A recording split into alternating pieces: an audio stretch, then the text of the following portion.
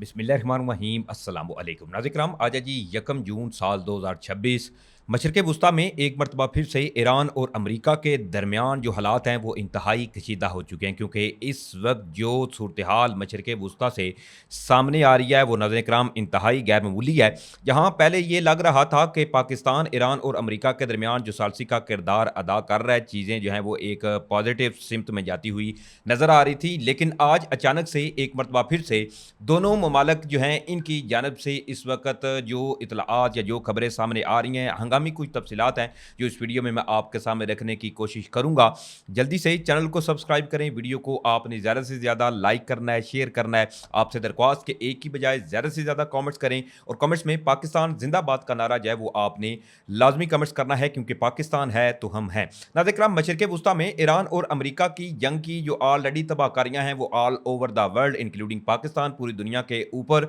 इस जंग के जो असरात हैं वो ऑलरेडी मुरतब हैं। तेल की प्राइसेस जो है वो आसमान से बातें करती हुई नजर आ रही हैं और साथ साथ गैस की शॉर्टेज या जो तबाही या जो सूरत हाल इस जंग के अंदर पैदा हुई वो ऑलरेडी चीज़ें जो है वो आपके सामने हैं। एक जानब जहां अमेरिका और ईरान के दरमियान मुज़ाकरात के हवाले से पॉजिटिव साइन जो थे वो नज़र भी आए और चंद ही लम्हों में लग यूँ रहा था कि जी कोई ना कोई एक अच्छी जो डील है वो दोनों ममालिक के दरमियान तय होती हुई नजर आ रही थी। लेकिन अचानक से जी एक बड़ी अहम डेवलपमेंट हुई है और जिसमें अमेरिकी सेंटकॉम की जानब से ईरान के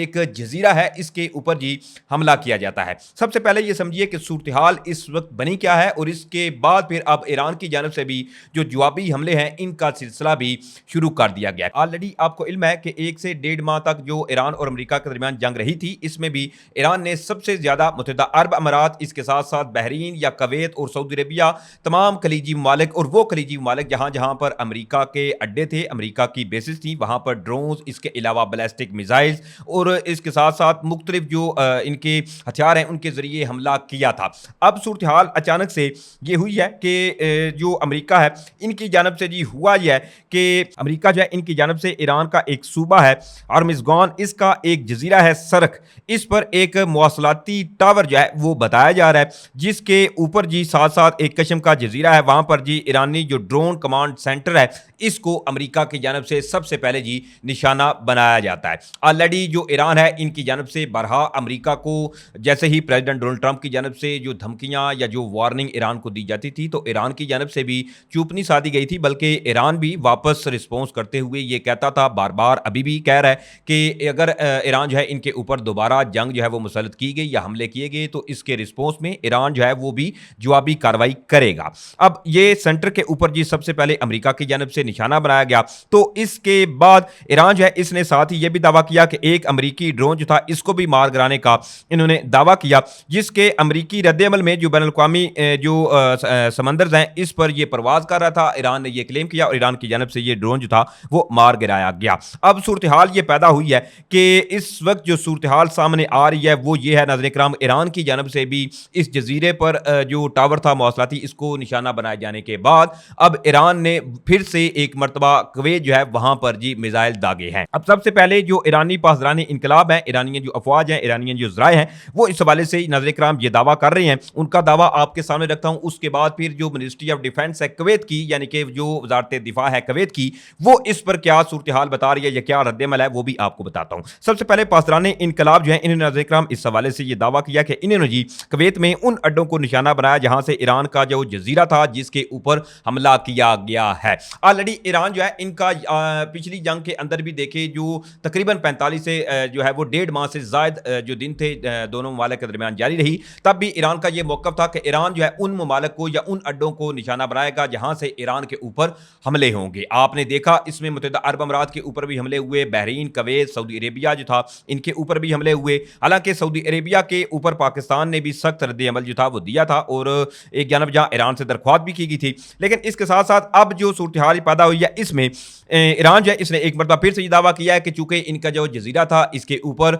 जो कुवैत है इनकी सलीम जो एयरबेस है वहां से जी हमला किया गया था, लिहाजा इसीलिए हमने वापसी रिटेलिएट करते हुए इसको निशाना बनाया है। अब इसमें जो कवैत है इनका जो दिफाई निज़ाम है वो इस हवाले से कवैत की जो मिनिस्ट्री ऑफ डिफेंस है, वजारत दिफा है, वो नाज़रीन किराम इस हवाले से ये कह रही हैं कि जो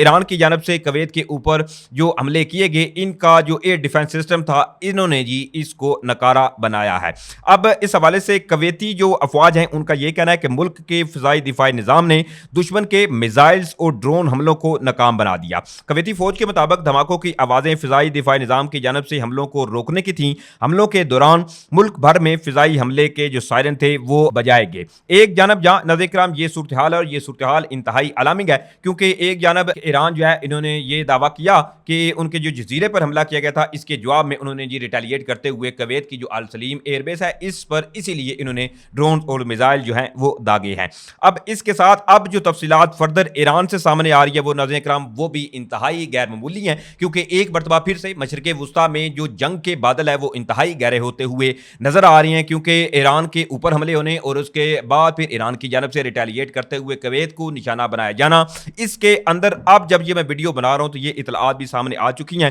कि ईरान की जो बंदरगाह है बंदर अब्बास, वहां पर इस वक्त ज़राए ये दावा कर रहे हैं कि मुख्तलिफ जो धमाके हैं इनकी आवाज़ें सुनी गई हैं। अब ज़राए इस हवाले से नाज़रीन किराम ये कह रहे हैं कि अननाउन एक्सप्लोजन साउंड यानी कि मुख्तलिफ जो नामालूम जो धमाके हैं इनकी आवाज़ें ईरानी बंदरगाह बंदर अब्बास जो है वहां पर जी सुनी गई हैं। इन द ईरानियन सिटी या बंदर अब्बास जस्ट मोमेंट अगो, यानी चंद ही लम्हे कबल जब ये मैं वीडियो बना रहा हूं तो तब ये जो तफसीलात हैं वो सामने आई हैं, लेकिन अभी तक इस हवाले से ये कंफर्म नहीं हुआ कि आया जो अमेरिका है इनकी जानब से हमला किया गया या वहाँ पे क्या सूरत हाल हुई है, क्योंकि अभी तक ईरानियन न्यूज़ एजेंसी या ईरानियन जो ज़राए हैं या ईरानी अफवाज हैं जो IRGC इनकी जानब से भी अभी तक इस हवाले से कोई कंफर्मेशन जो है वो सामने नहीं आई। ये इस वक्त सूरत हाल मशरिक़ वुस्ता से सामने आ रही है। तो दूसरी तरफ इसके साथ साथ एक इंतहाई अहम तरीन स्टेटमेंट है वो भी आपके सामने रख देता हूँ, जो कि बेसिकली जो तर्जमान है ईरानी वजारत खारजा के इनकी एक बड़ी अहम स्टेटमेंट है। अब इसके हवाले से जो तर्जमान है ईरानी वजारत खारजा इस्माइल बकाई, उन्होंने नाज़रीन किराम इस हवाले से ये कहा है कि अमरीकी जो जरहाना कार्रवाई है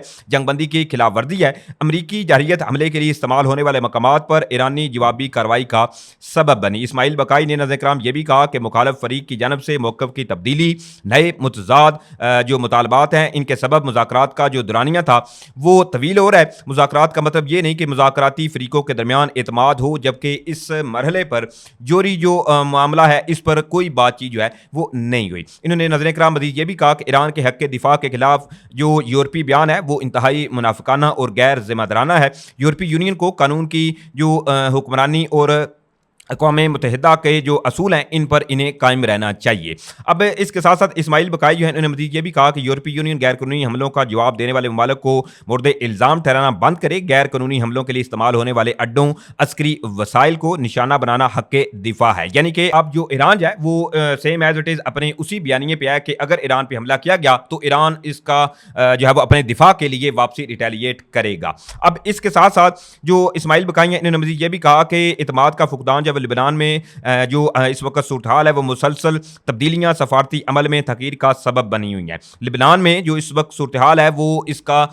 साफ साफ जो जिम्मेदार है वो अमेरिका है। लिबनान में जंगबंदी अमेरिका के साथ जंग के खात्मे के किसी भी मुआहदे का लाजमी हिस्सा है। तर्जमान ईरानी वजारत खारजा ने कुवैती हुकाम से मुतालबा किया कि वो ज़ेर हिरासत 4 ईरानी शहरियों से मुतल्लक जल्द अज जल्द जो है वो वजाहत करें। बेसिकली ये 4 जो ईरानी